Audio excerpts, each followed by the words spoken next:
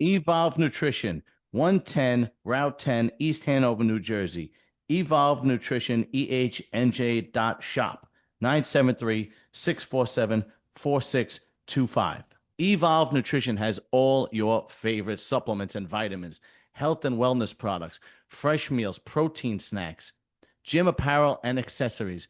They will ship to all 50 states. If you don't see a product that you want on their website, just give them a call, 973-647-4625, or message them on Instagram.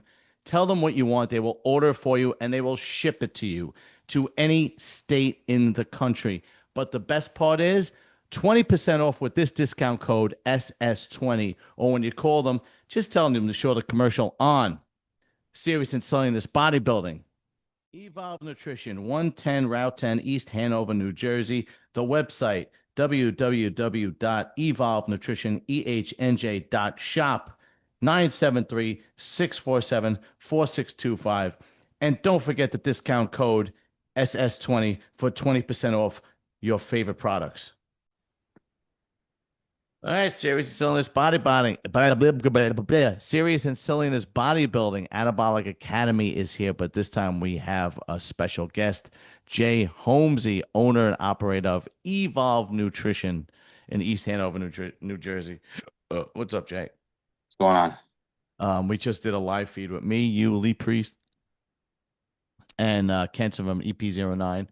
That was pretty fun. So all you guys that have not checked it out, go and check it out. It's on YouTube now. It was actually pretty funny.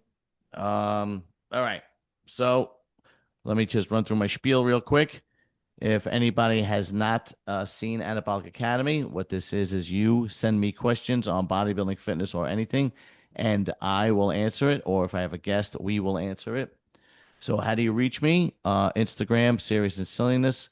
You could email me, John_Livia at Yahoo. The other email is Uncle John1201 at Gmail.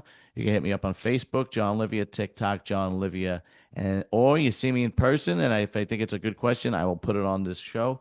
And that is about it. Anyway, Jay, man, you look exhausted. You had a long day. Yeah, it's been a pretty long day, but I'm all right. Yeah, you know what? Anabolic Academy never takes more than fucking 15 minutes anyway, so it's pretty cool. All right, so first question. This one is very general, doesn't give a lot of information. This one is an Instagram question. Kali_baby. Been on a cut for 8 months. Should I do a mini bulk to reset or continue the cut? What do you think, Jay? She's been on a cut for 8 months. Yeah. Has she made what? Yeah, Where? and it's very general. We definitely need more information. First of all, I don't know how lean you are, how lean you're not. I don't know what your goals are. I don't know what a mini bulk is, how long it's going to be. But basically, if you think you have gotten lean enough and you The way she's making it sound like he she's hit a wall, like a plateau. I don't think, uh, going back into a bulk is going to like make things any easier for you. I think you need to find ways to push the boundaries a little harder, okay, right? Whether it's doing a little more cardio or cutting back in your calorie deficit or training harder yeah, or maybe go check this is a female, maybe get your hormones checked out, make sure everything is it's a all guy, it's a dude, that's a dude. All right, sorry. it's a dude. But yeah, there's little things to look into, are you doing the absolute most to make the progress you're looking for? Because if not, like there's always more we can do when it comes to a cutting phase. Um, Sometimes, like, if it has to do with like maybe digestion or maybe your metabolism is just kind of hit a wall, maybe like a little refeed or cheat meal, like a little extra calories might give you, that room, to burn a little more. But um, in most cases, this sounds like, this person could just push a little harder and continue this cut. Yeah, I agree. The question is a little bit very general. a lot of detail is left out. Uh, if this person asked me in person, I would dig and pull back the layers for more detail. Um, is it just the fact that you are sick of dieting? Is it the fact that you hit a glass ceiling where and you can't get any leaner? It all basically depends. I don't know what a mini bulk is. I never heard of that. Does that mean to me that sounds like a cheat meal? Uh, Or binging. yeah, or binging, because he said a mini bulk to reset. So to me, that sounds like a cheat meal. Like, and I'd have to see if you're worthy of a cheat meal. Some people just want to have a fucking cheat meal, or it's too much. I don't know what he looks like, his body. I don't know how long he's been dieting for. I don't know if he has to push the boundaries more or not. I don't know what his goals are. All these things have to be answered before I can really answer the question. But I think, Jay, I think you answered it as best as we could possibly answer it. So on to the next one. This one is specifically for you, Jay, because you own the supplement store and you know a lot about supplements. This is from email ANG_023 at Gmail. I've tried several different pre workouts. Some are very strong, and I feel it kick in within 20 minutes, and some I feel nothing. Many claim to have over 300 milligrams of caffeine. Are they lying on the label, or is there another ingredient in the strong stuff? There are different sources of stimulant. Okay. Um, your adrenal glands might also be shot if you've been abusing pre-workouts for too long. Like you may not respond to them anymore. You may just be crashing. Like um, I remember when I was younger and was buying all the strongest pre-workouts and taking 2 to 3 scoops a day. Oof. It got to a point where pre-workouts did nothing to me. I Right. would actually just like fall asleep. Even if I took like 700 milligrams of caffeine in that product. Um, so that could be a case. You might need a break from stimulants. Give your body a reset. Um, but there are other sources of a stimulant. It's not always like the caffeine. There's also different types of caffeine. There's instant release and there's extended release caffeine. When you're reading these labels, you really want to kind of learn about what you're looking for in a pre-workout product. But if you're saying these pre-workouts no longer are giving you that boost, it sounds more like you need to take a break from caffeine. Well, it sounds like what he's saying. He sounds like he tries different ones, and some of them really are strong and work, and others don't. Okay, I mean, that's how you learn which ones you like, you know? What are the other stimulants in the ingredients that? I mean, there's ones that are like nootropics, like more like kind of like more focus based, like L-theanine, alpha GPC, lion's mane, all these different like mushroom extracts and stuff, like things that will more make you like really zoned in. So it's not from caffeine or green tea extract or L-tyrosine or is it from L-carnitine or whatever. There's so many different aminos and herbs that are giving you this stimulant within a product. That you just gotta kind of have to learn um, in your supplement testing journey, like what's working the best for you. Like personally, I don't really do well with pre-workouts. I do non-stimulant pre-workouts. I just like a lot of blood flow, so I get all this stuff that really boosts your nitric oxide and stuff that has a high citrulline and glycerol content because I'm more for the higher output and performance in the gym and massive blood flow during the training. Maybe on a leg day or a back day I'll do a little half a scoop of something here and there. Otherwise that stuff kind of just makes me feel sick. I mean, I do own a supplement store, but I have tried all these things. Right. I did have phases and years of taking pre-workouts for a long time. It just got to a point now where um especially once I got really serious in the bodybuilding and I really had to take my sleep schedule seriously.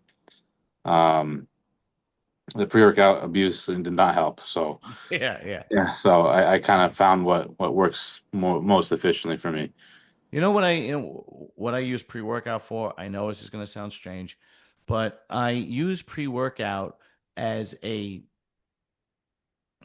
uh, a mentality thing. Like, okay, I took my pre-workout. I have to go to the gym now. I already took it. So like, if what and like for example, like when I In a use way, mi- it's a placebo effect almost, and right, right, what right. what you do for work is also physically taxing, right? Exactly. You need you got to get yourself fucking off that couch and whatever, Right. get going. So like what I'll do is like I know like High Prevail Mission. The serving is 2 scoops. Strong stuff. I'll only use one. Yeah, I'll put 1 scoop in and I'll drink it while I'm on from work to at the gym. And it's like, well, drank my pre-workout. Now I have to go. It's more of a mental thing than anything else, and that's what I really, even like Sunday mornings, and I don't want to go to the fucking gym because Sunday mornings is the only morning I might sleep in a little bit. It's like, well, yeah. let me take a half a scoop or a scoop. Well, I drank it. Got to go now. I got to go now. You know. Jason's non-stimulant, his Forge pump Yes. is pretty cool because it has the lion's mane in it. Lion's mane is a nootropic, so it helps you stay super like dialed in and focused without being all like, geeked out and like itchy and shit. Yeah. More like so you're really like locked into what you're doing and you are gonna get a lot of blood volume and whatever you're training. Yeah. The was it Forge RX, I think No, is it's Forge pump. Forge Pump. Is that what it Yeah. is? Yeah, Okay. yeah. Yeah, I've tried both. Right now I'm using the Mission. Uh, You gotta mix them. oh, no, I don't know if I'll do that. What's No, that? because one's a stim and one's a non-stimulant. Oh, okay. Yeah. Like I said, man, it's really just about for me, it's just a mentality thing. I could, you know, even the weaker ones like Like bucked up. amino energy, is that it? Amino energy from like Optimum Nutrition. Yeah, even my wife will buy that, and sometimes I'll just fucking put a scoop of that in, and it just tastes like fucking Kool-Aid. I'm like, all right, well, I drank They, it, they, gotta go. they You know? taste good. Yeah, yeah, exactly. I drank it, well, I gotta go now. And more times than not, it really doesn't matter whether I have pre-workout in me or not. It's just, I'm gonna. With me, Jay, it's odd because I'll go to the gym, and even if I'm kind of dragging ass, it takes me 1 or 2 sets or warm-ups or whatever. If I'm doing legs, I like to do walking lunges to start off, and then once the ball's rolling, that's when it's like, okay, I kind of kick into high gear and I keep pushing the envelope and have a great workout. But I don't know, like I said, like you said, pre-workouts for me is more of a placebo effect than anything else. Yeah. Uh, all right, last question. This is actually a pretty good question too. From England's best at gmail.com. How important are pull-ups for building back? I think this has nothing to do with anabolics. I don't know if it has to, but oh yeah, you said anything fitness related. Anyway, yeah, pull-ups I think are crucial. When I first got into bodybuilding, like my first trainer and coach advised me to do pull-ups every single day. Yeah. And I think I credit a lot of my back development to doing pull-ups. Like I did them for years. Like every single workout, I would start with pull-ups. It was like, second nature. I would get to the gym and go straight to the pull-up bar. Right. And it became one of my strongest, attributes as a bodybuilder. I had a lot of really good developed muscle at a super young age because I also learned how to contract my muscles very well because I did pull-ups. So like when I would sit in the lat pull down, like I really knew like where I wanted to pull the bar down, regardless of like the attachment that was on the bar. Like I had that mind muscle connection, and it took me using my own body weight and stability to gain that. A lot of people are like, I don't feel it in my back. it's because you don't know how to fucking Do it. You're not doing do it. it. You know, you're using your biceps. You know, Yeah, that's true. when people say my forearms always get sore, it's like because you don't know how to know what the fuck you're doing. You know, Yeah, no, it's the truth. you you skip the pull up part. You know, Yeah. Yeah. And yeah, I see it too all the time. I see guys in the gym trying to do pull-ups and they're jerking themselves up or they're pulling with a bicep or they're not start um with the assisted. Who cares? Like just work. exactly. Eventually, you're gonna get good at it, Yeah. and you're gonna be able to like take the assistant off and be able to pull your own body weight. You just You know gotta what's keep funny? trying. You know what it's funny you said about the assisted is I what I do now is I'll do pull-ups at the beginning to warm up. I'll do 3, 4, 5 sets of pull-ups to warm up. I might change angles, wide, close, You so know, on the and so forth. assisted in the end. Exactly. And then at the Yeah, and then the assisted at the very end, and believe me, I it works. yeah, there's no question. You get pumped up. The Sometimes you're too pumped though, or you can't even get those. You know. yeah, it's like there's no need to reinvent the wheel, especially with the fundamentals. Yeah, I love pull-ups. I mean, till this day, I still Yeah. I still do them. So things like pull-ups, rack pulls, deadlifts, one-arm rows, those are crucial to building back, you know. For like, if I don't start my fucking workout with pull-ups and bent over rows, it's just not a good back day. Right, right, Like right. that just gets me going every time. Like Yeah. I'll start with those two movements and like let's fucking go. Like we're pumped. Yeah, it's amazing how how I think you and I probably train relatively the same way. It's amazing how our your warm-ups are more than some people's workouts. Yeah, yeah. These are their top sets or whatever they're calling Yeah, them. yeah, yeah, yeah. Yeah. Like I'll do walking lunges. I'll start off with walking lunges. I'll do walking lunges until my legs are trembling. Yeah, And yeah, like now I'm ready to train. You yeah, know? and that's my warm up, right? Yeah, I did that today actually. I did legs today, and I concentrated mostly on hamstrings and glutes. But I started off with walking lunges with no weight. I mean, Mhm. keep going back and forth and back and forth and back and forth, and then I finally had the Dude, there's no other way to get blood in the entire leg. It's the best movement. Like if you want really good leg development, I think lunges are one of the best things to do. yeah, I strongly believe in that. And if you don't have a gym big enough to do walking lunges, do them fucking stationary and just keep switching your legs, yeah, until you get enough blood flow to jump into those heavy compound movements. Because if I were to just get in the gym and go straight to the squat rack, like I'm not old, but I'm not like I'm too stiff, like I can't just jump into sets like that. I gotta get my knees warmed up and stuff. I used to do that. I used to do maybe, one or two warm up sets on the squat rack and then just start squatting.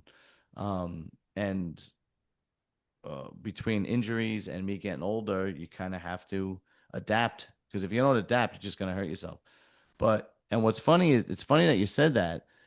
It's actually really good that you are doing this at a younger age. I don't think I would have had back surgery if I did it at a younger age.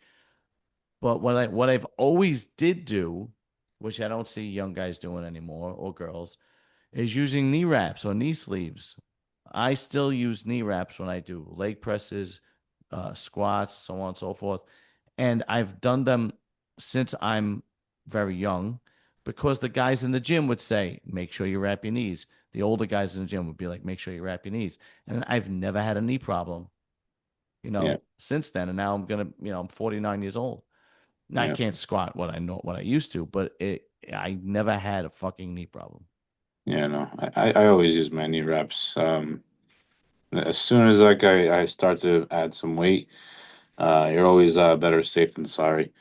The sleeves, I can't even get those fucking things on. I don't know how people use those. Yeah, it's rough. Yeah, it's rough. Yeah, I use the wraps. Yeah, Yeah, I use the wraps. All my stuff is like old school stuff. It's like okay, it worked then, it'll work yeah. forever. I have the ones that you gotta There's no, you gotta like tie them, you know, like Yeah, I know what you're talking about. It's not even the Velcro ones. You tie them in a yeah, knot. Yeah, I know you got exactly what time. you're talking about. Yeah.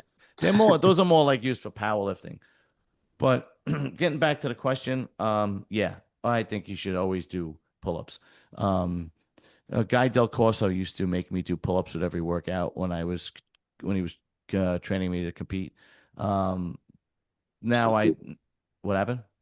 Rest in peace, man. He's a good dude. Yeah, he was a solid dude. He really was a good dude, man. He was the kind of guy that if he was your trainer, he was not just your trainer. He was your friend. And if you had a problem, you can go to him, you know? Yeah, he wasn't my trainer or coach or anything, but one thing that I did love about that guy, I never made weight for a bodybuilding show, but he let me slide every single time. I would always be like 3, 4 pounds over, and he just let me go. I'm like, this guy's a fucking man. Yeah, and he would know he would like he knew that when I competed, I would need a cheerleader. Like Right. I'm always very insecure with the way I look and so on and so forth. No, And a lot of people do, and I mean, honestly, most bodybuilders are more insecure than you think. I mean, oh, absolutely. why do you think we're bodybuilders? Because Yeah, yeah, it's true. we care so much about how we look, right? Yeah, absolutely. And I would look, and I would, vent to him or whatever, and he instantly knew. Plus, by the time I got to him competing, he was already close to 60. He was like 58, 59. He was already been around the block a bunch of times, and he knew immediately that I needed a cheerleader as a coach, and he would just like I remember one time I went in and he said, I met a friend of mine who's training a guy who's going to be into light heavyweight at I was doing Muscle Beach, and he goes, well, I hope he's not a light heavyweight because my boy's going to beat him. Talking about me, trying to fucking, you know, um, and then after that I had another trainer, and it was just like, hey, do A, B, C, and D, and I'll see you next week. You know, you know. But basically, yes, I think doing the never skip on the basics, never skip on the fundamentals. Always do your pull-ups. Always do your fucking rack pulls, your deadlifts, your I mean, would you say, you're obviously a little older than me.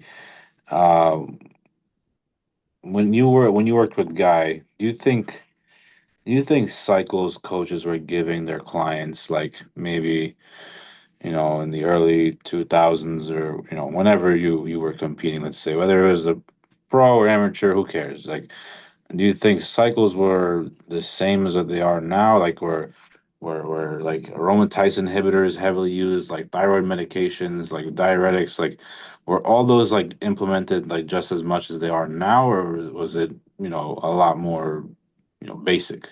well, I can only tell you from my experience. From my experience, individual experience, Yeah, when I worked with Guy, he did not like using a lot of stuff. yeah. And I I'm talking remember, about like the like the blockers. Like was he having you like slam like freaking Arimidex and no, Aromasin, like, the whole prep? no, he never liked T3. He never told me to use T3. He never told me to use Arimidex. I remember the first what he wanted me to use was he wanted me to use Test, Primobolan, and Anavar. And I even told him because by that point I was in my 30s, and I was like, nah, we're not doing that. I'm gonna use Tren, Turinabol, Sustanon, GH. Like I was like telling him, he's like, all right, if that's what you want to do, that's fine. But he never liked pushing a lot of stuff. But let me tell you something, man. Today it's more readily available, but I've heard of old school guys really pushing the envelope on a Yeah. lot of stuff. I think once you got to a particular level of bodybuilding, when you were a national level competitor back in the day in the 90s and the early 2000s, it became a little bit more readily available. But now it's readily available to everybody. But if you remember, Milos was on Jason Jay Cutler's podcast, and he brought uh, NASA's protocol, drug protocol, and he had said that he was using 500 milligrams of Anavar a day. A day. That's fucking insane. You That's know, like it's five bottles. yeah, that's fucking insane. Today, today It I sounded crazy. yeah, today I think it is just more readily available, so people are gonna abuse it. People, plus now you have this what is it, the GLP-1, the somatropin that people are jumping on. You're talking about the semaglutide and Oh, I'm retatrutide. sorry, I said somatropin. I mean Homotropium is a GH. Yeah, GH. I apologize. Yeah, I'm talking about semaglutide. Sorry. yeah, that Yeah, yeah, stuff. I'm sure it serves some sort of benefit. It is type 2 diabetes medication. yeah, It's not. It wasn't made for bodybuilders. Um, but for anybody who does have a hunger issue where they just can't control themselves or they just want to be less hungry, I could see it like serving somebody well in a prep, maybe those last few weeks. yeah. But I don't think it makes you leaner or like it is a fat loss like No, drug. it just basically makes you feel full. Yeah, like you're sustained in a way. Yeah, Um, but I just had a client compete, and he told me, "Oh, I want to try this Reddit True Tide stuff." And I said, "Well, I'm not going to tell you how to do it because I don't believe in it. If you want to do that, go ahead. Go right. do it on your own terms." But he was still like starving, like heading into that show.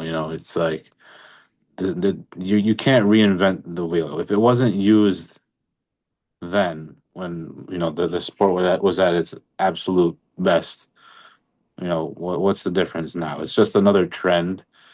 I think TikTok is paying a lot of these influencers and bigger athletes probably tons of money, to blast these peptide companies out and say, I use, however much of this shit every day. Yeah, Like, do you really think Nick Walker, like a 300-pound open bodybuilder, is using Reddit True Tide yeah, yeah, no, daily? Get yeah. the fuck out of here! There's Like, no way. Yeah, you know how much that food is, he has to consume. that is a load of bullshit. Yeah, no, I That, agree. and he's especially in like a let's say it was a growing phase, or he's trying to put on some muscle. And I'm a Walker fan. Like I'm, we're Oh, me too. we're from New Jersey, so we're big supporters. But I don't buy it. I think it's Yeah. maybe he tried it, sure, but I'm not gonna credit that to the way he's looking at all. No No, way. I fully agree. I think that happens a lot. I Yeah. think it. I think it's not all. It's not just fucking the peptides. I think it's even when these guys have contracts with supplement companies and they go, yeah, this I is mean, even cycles. Like you go on TikTok and everybody's glorifying Masteron only cycles. Like I'm like, dude, like you're gonna it's ridiculous. you're gonna fucking go infertile. Yeah, that's ridiculous. Let me just and Holmesy will agree with me. The basis of any steroid cycle, the basis has to be around testosterone. Yeah, I think tests should be always there. It has Uh, to be there. maybe like the last week you Right. can you can take it out Okay. just to Yeah. like like let some of the water retention off. Right. Um, but I strongly believe your test should always be like one of the higher numbers, like in your cycle, Yeah. for sure. Because I've done preps and I cut down on 1,000 mgs, like, and people are like, "Oh, that's crazy!" Like, "Oh, why wouldn't you do that when you're bulking?" I'm like, because if you do the right thing, if you diet hard and train hard, you can still take like long acting compounds and get in shape. Yeah. The last prep I did, I did the whole prep on test and EQ. Like, I didn't need no trend. I didn't need no fucking Winstrol. Like, none of that shit. Like, I just picked two things that I really like, that I respond well to, and I just microdose them. I just take a little bit, either every day or every other day, Right. and I rolled with it. If I was like, if it's not broken, don't fix it. Let's just Yeah. keep going. Well, I think I agree. But I've tried everything. I mean, Oh, me too. you Yeah. name it, I've done it But all. I think I'm going to use myself as Mhm. a proof positive. I am 49 years old, and I think I look pretty good for my age. Yeah, And I saw you the other day, man. You look pretty jacked. thanks, man. And Yeah. I only use 500 milligrams of test and GH. I use 4 units of GH a day, All you need, bro. and that's it. I don't Yeah. touch anything else. Yeah. And I think I still look fucking pretty damn good. I mean, I put a picture up of myself, which I don't normally do, but I did yesterday. Um, and for 49, I think I look pretty damn good. And yeah, I'm not abusing anything anymore, and I make sure that I get my blood work done. But Dude, you probably feel so much better, and dude, your muscle looks healthy too. You look good. thank you. Um, yeah, me right now I'm doing, to be completely honest, I'm doing 750 tests and 500 EQ and 3 units of growth. But that's just like my bread and butter, like, and I don't do that year round. I do come off actually. I do come completely off. Yeah, me too. Uh, do I feel amazing? No, but I do believe in like giving your body a break. Yeah, Even if you gotta like fucking go through this like post cycle depression or whatever the fuck they call it. yeah. I think your body needs that I time don't even to catch up. I don't even really go through that, to be honest with you. What I'll because at my age, what I'll do is like, I'm going on vacation in September, right? In the second week of September. After that, I will. I mean, I'm really not on anything. I'll just cut off the testosterone. I'll go on PCT. You You stay know, on GH when you come off? GH I stay on, yeah, Yeah, I'll stay on. and I'll go on PCT for like 6 weeks, and I'll use Clomid and HCG, and that usually brings my levels back up to whatever is relatively normal. And then after that, I'll use like maybe 100 milligrams a sip a week just to maintain and do TRT. And Yeah. I'll be honest with you, I feel fine. I mean, I'm not doing what I normally would, or whatever. Then, then I noticed that my joints start bothering me a little bit more, and so on and so Mm. forth. But I'll do that for like till after the holidays. Yeah. I'll do that till That's all you January. need. It'll hold you over. It's Yeah, get my blood work something done. something Everything's there. cool. My blood pressure's okay. Cholesterol's okay, and then Yeah. yeah, that's it, man. And then really, all I do is just raise my test back up to 500. I might throw in DECA if my joints are really bothering me. That is like such an old guy like cycle. And it really is. Every old guy is like, man, test and deca. I'm That's like, it's just why does every old head say because that?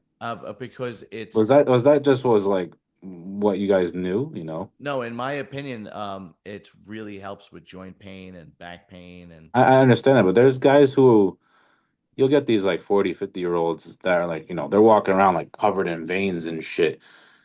And till this day, they're like, I use nothing but test and deca.